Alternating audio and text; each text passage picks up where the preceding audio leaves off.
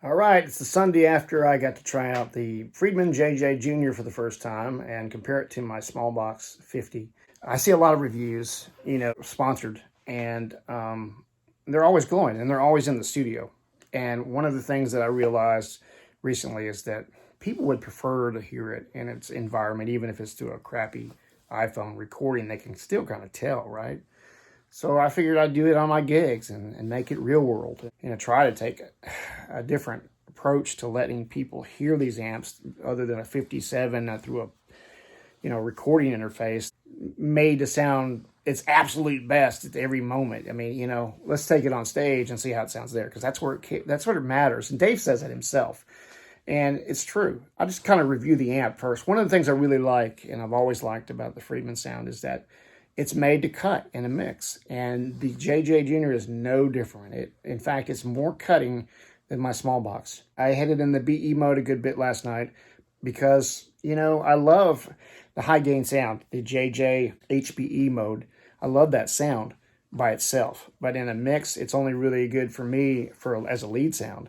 And because it's not foot switchable, I can't use it that way. I have to end up using a boost in front of it and then using the BE channel for my rhythm and lead, and then the simple clean. So that's how I get 3 channels out of the JJ last night anyway.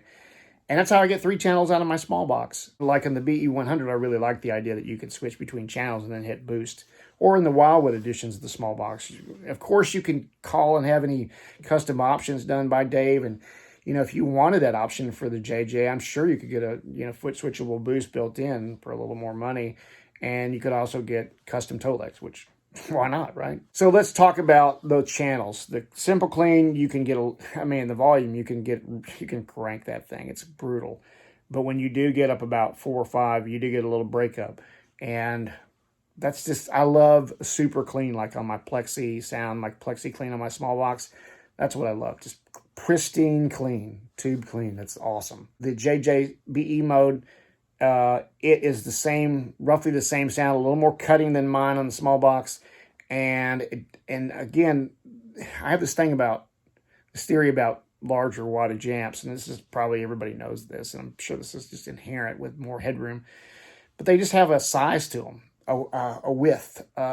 It's like the difference between a mastered CD and a non-mastered CD. It's that tiny 10 to 20% that you can hear.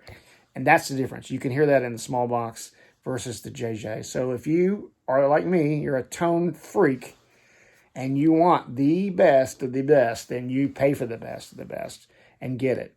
Now, if you're not that picky, then the JJ is a good option. But anyway, that's kind of my unbiased review about the JJ. And let me know if you have any questions or comments. Back down at TP's. Tonight's shootout is Friedman versus Friedman. JJ Jr., my SmallBox, head to head. So far, they're very similar. I like it. One thing I haven't figured out is why my switching is not doing the same thing it does with my SmallBox. So I think I'm not sure how that's backwards or what. But anyway, probably I'm backwards, I'm sure. So here we go.